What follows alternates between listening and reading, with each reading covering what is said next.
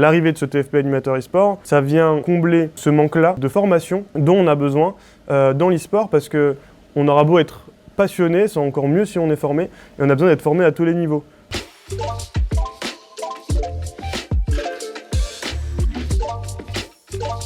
Je m'appelle Darim Benamara, j'ai 23 ans et je suis responsable e-sport au MUC.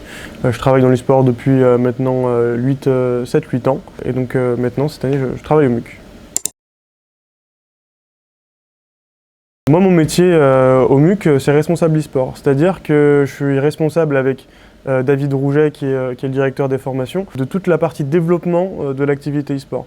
Donc on développe tout ce qui va être autour de la formation avec notamment le TFP animateur e-sport, mais aussi tout ce qui va être autour de l'e-sport amateur, notamment à travers des compétitions accessibles à tous. Et nous-mêmes, on intègre un club sur différents jeux comme League of Legends, Valorant, Rocket League, au sein du MUC, et notre but c'est de développer cette pratique amateur et loisir.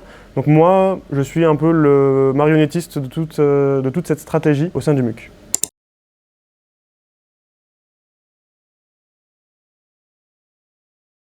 Alors, les enjeux de mon métier en tant que responsable e-sport, en développant toute cette activité, c'est de montrer qu'aujourd'hui en e-sport, il manque un maillon qui est très important et du coup le refaire sortir, c'est le côté loisir et amateur parce que comme dans n'importe quel sport, on peut prendre l'exemple le football, on va avoir les joueurs professionnels, on va avoir les joueurs loisirs, donc c'est-à-dire les gens qui prennent leur ballon et qui vont jouer dehors avec leurs amis.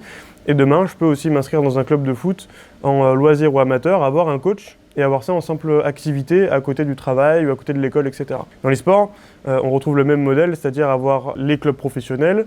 On joue tous chez nous depuis la nuit des temps, mais il manque en fait ce côté loisir et amateur encadré qu'on peut retrouver à travers des clubs, à travers des centres sociaux ou différents lieux où en fait on se rend spécialement pour jouer. Donc ma mission en tant que responsable e-sport au MUC, c'est de développer tout ce côté-là. L'animateur e-sport, qui va venir servir cette cause de développer le loisir et l'amateur, il va venir encadrer et organiser le public. C'est-à-dire que les événements dont je parle, destinés aux amateurs et aux loisirs, et lui, il va être derrière toute la logistique, toute la création du projet aussi, et son bon fonctionnement, et s'assurer que tout soit logique et coordonné, afin que ça puisse bien fonctionner. Et puis une fois que tout est lancé et qu'on a le public qui arrive, l'animateur il va s'occuper d'accueillir le public, de le mettre sur les jeux vidéo en question, puis aussi d'assurer une bonne pratique en prenant bien les précautions, que ce soit des questions de posture ou alors des questions de santé, de temps de pratique, de sédentarité. Il va informer sur tout ça et il va faire en sorte que on puisse avoir une animation sur un jeu ou alors un tournoi sur un jeu qui se déroule très bien parce qu'il a les connaissances spécialisées en jeux vidéo et les connaissances spécialisées en gestion de public en tant qu'animateur.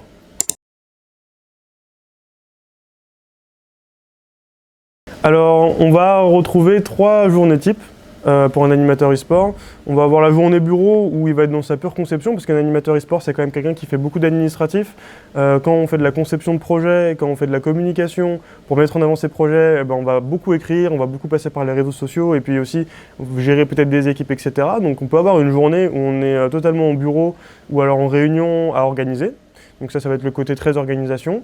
On va avoir aussi du coup le côté événementiel où l'animateur va être sur un événement toute une journée, de l'installation à la désinstallation, et il va s'occuper de l'accueil du public, de gérer les flux, de lancer les matchs, de recueillir les scores, de peut-être rappeler les joueurs qui doivent jouer sur scène, etc. Donc ça c'est une journée typée événementielle. Et après, on va avoir la journée d'animateur qui va être en salle. Par exemple, imaginons qu'on a un public qui vient pour 1 heure, 1 heure et demie, par exemple des jeunes enfants qui viennent jouer une séance. Et l'animateur va s'occuper de faire l'accueil du public, de leur expliquer la journée, le détail de la journée, peut-être même les compétences qu'ils vont pouvoir développer durant cette journée-là, parce qu'on développe quand même beaucoup de compétences transversales, les accompagner à travers le jeu, et puis ensuite faire un bilan avec eux, ce qu'on appelle le temps de retour au calme, et puis les libérer. Donc on peut être sur une journée d'animation pure. Donc on a ces 3 grandes journées qu'on retrouve chez l'animateur e-sport.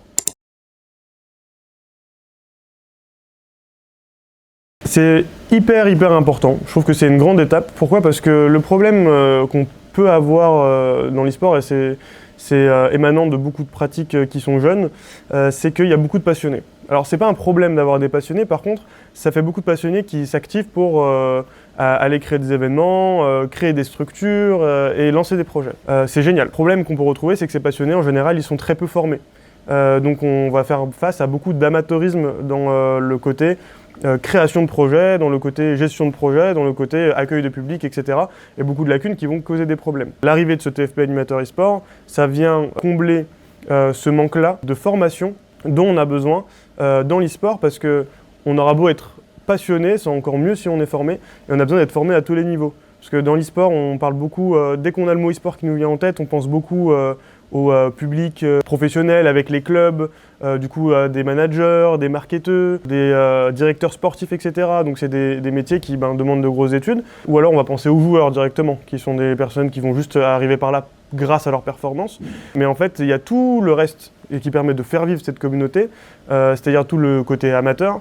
Et vu qu'il est très peu structuré et très peu de gens formés, et le TFP vient se placer dans cette problématique, et vient en fait répondre à cette problématique du manque de formation afin d'avoir des personnes compétentes. Moi personnellement, j'ai été formé sur le terrain, donc j'ai commencé très très tôt et il y a plein de choses que j'ai fait que je fais différemment aujourd'hui parce que j'ai appris dans le tas. Mais c'est vrai que si moi j'avais eu la possibilité de faire une formation TFP animateur e-sport quand j'avais 16, 17, 18 ans, sachant qu'à mes 18 ans j'ai directement pris la voie de l'e-sport et même avant, je l'aurais fait directement puisque pour moi c'est très important de former les gens. Sachez que l'e-sport, c'est accessible à tout le monde, même quand on veut pratiquer ça comme dans un club professionnel.